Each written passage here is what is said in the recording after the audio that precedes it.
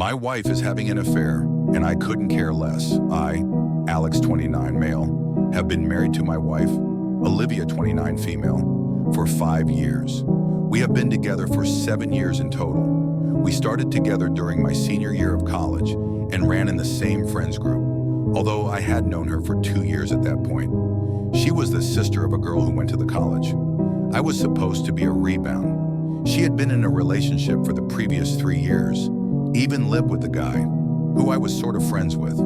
They had issues before they moved in together, and needless to say, moving in together to fix issues wasn't a good idea. Things got worse and he kicked her out of their apartment. 3 days later, she was riding me on my couch.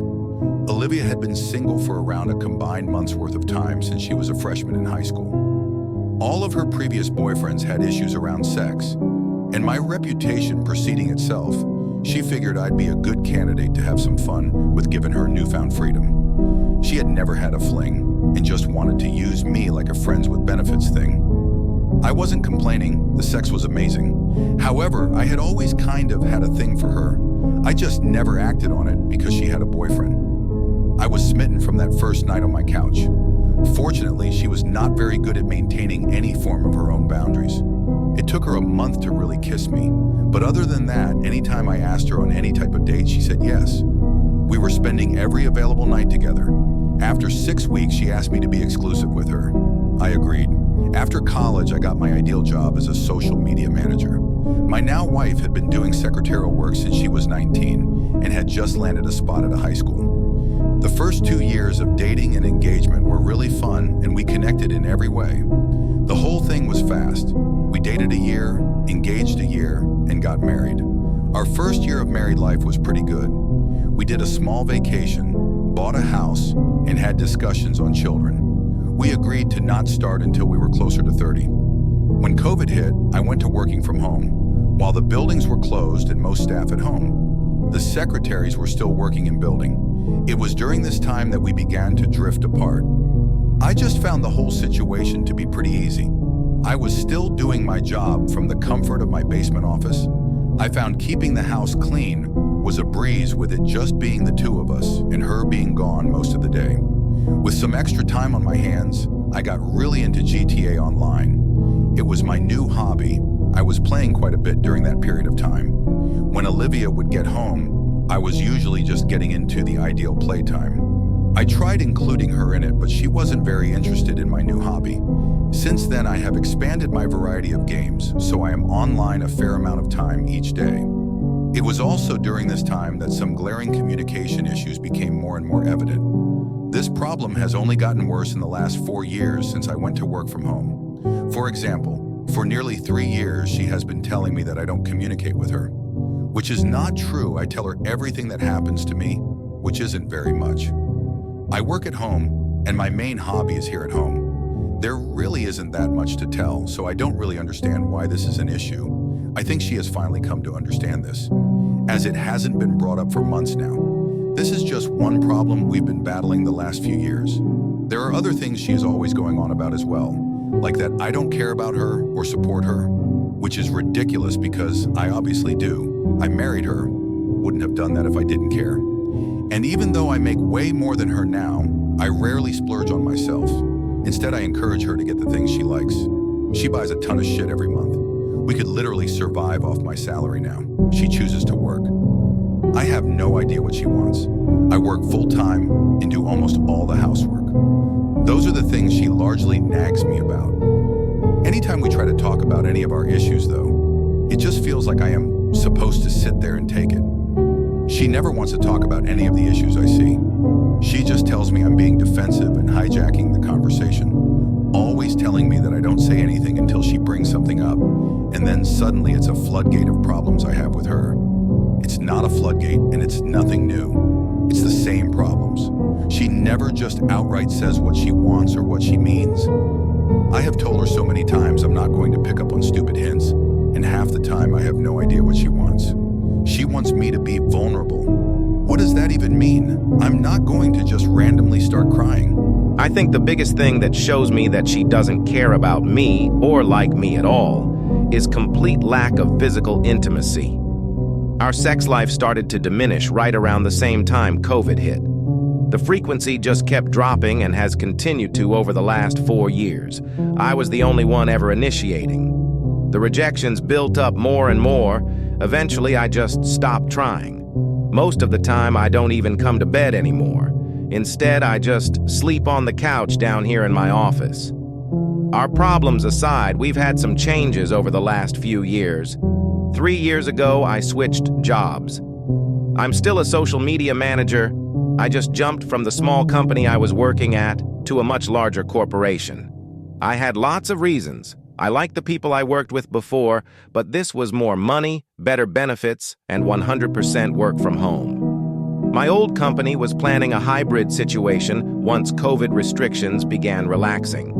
Olivia also switched jobs 2 years ago and became a secretary at another large company. About 6 months ago, a new entry-level guy, Asher 23M, began working at Olivia's company. At this same time, she got a new iPhone. Like usual, I set her phone up for her. However, I had been suspecting that she was talking badly about me to her mother and sister. It just seemed like their overall mood towards me had soured. So, I am not proud of this. But while I was setting up her phone, I also put some different types of spying apps on it and synced everything into the cloud, which I then synced to my tablet. I did see her complain to her sister about our marriage. Her sister never really bashed me, just gave her advice. A month ago, though, is when I started to see her message with Asher.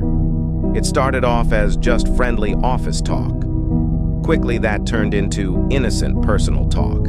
They would discuss books they liked, TV shows, hobbies, and so on. They would do this for hours at a time. It definitely had me thinking something was going on, but at the same time, if she just had a friend, I figured it would be good for her, and keep her off my ass at least some. The last 2 weeks I have noticed she was in a better mood overall. That is also when their conversations took a steep turn into the inappropriate. It was quick too. They went from just discussing a love of Hunger Games to talking about what they wanted to do to each other in a single night. It only kept escalating from there, and this past Wednesday, they met outside of work for the first time. She gave me the dumbest excuse too, telling me she had to work late. She typically works 8:30 to 5 p.m., and she wasn't sure how long she would have to work past 5 p.m. Even if I didn't know what she was up to, this would still be a red flag. She works under a very high up in the company, and he is literally the sweetest old man. I have met him twice, and she has never said one bad word about this guy.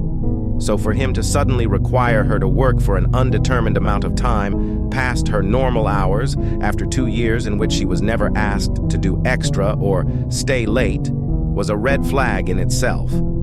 She told me that on Monday, and I decided I was just going to play it cool. See what happens. I didn't want to burst her bubble and have her backtrack with all that "it was never physical" crap. Wednesday came. She didn't get home until around 8:15 p.m. and immediately hit the shower. Normally, she likes to snack first, work out, or sit down and scroll on her phone for a half hour. She tried to come down to my office and talk to me, but I just ignored her. I knew what she did, and I wasn't interested in easing her conscience. I actually think I inadvertently did, though, as she seemed to relax more just before she left. I guess the thing that is throwing me off is I don't really feel any which way about her cheating. I feel like I should be pissed or hurt, but I'm just meh. I can't really explain it. Later that night, they exchanged a few messages, but she was very short in response and was giving off the vibe that she didn't want to talk with him. That changed the next day, and they talked a lot more, including discussing how amazing the night before had been. Olivia told him that she was going to tell me that late Wednesdays was going to be a regular thing going forward. She did just that yesterday. I am genuinely happy about this. This wasn't a one-off situation. She is having a full-blown affair, and I can prove it. She had no power over me now. I don't care what she is doing. So if she is trying to hurt me, she has failed. Now I can get out of this marriage and not be the bad guy. I've always assumed she would paint me negatively if we ever divorced. Now she can try, but at the end of the day, She cheated.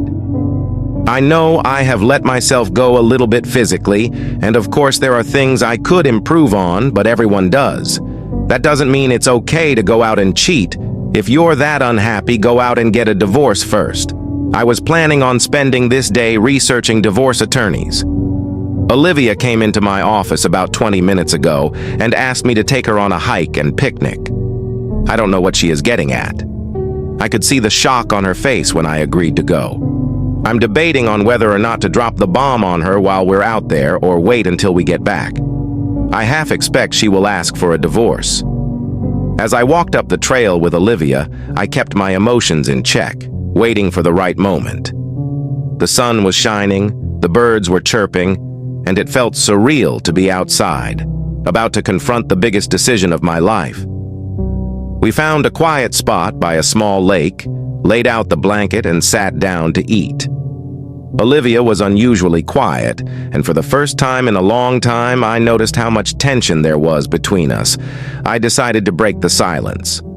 "Olivia," I began, "there's something we need to talk about." She looked at me, surprised, but not entirely shocked.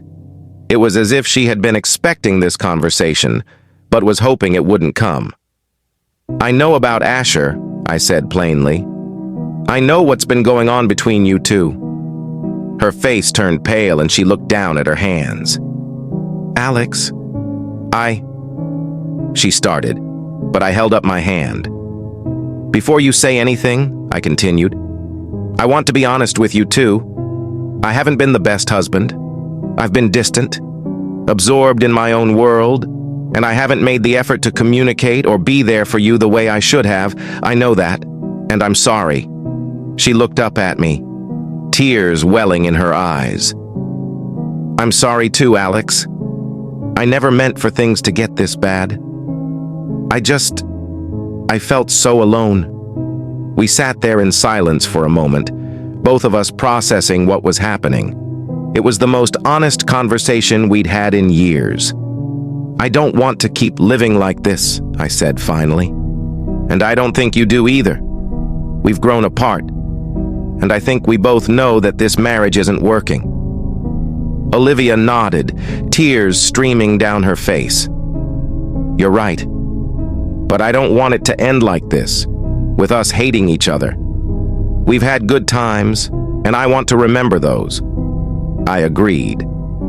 "We can still respect each other, and we can still be there for each other in different ways. But I think it's time for us to go our separate ways." As we sat there, talking openly for the first time in what felt like forever, we made the decision to end our marriage.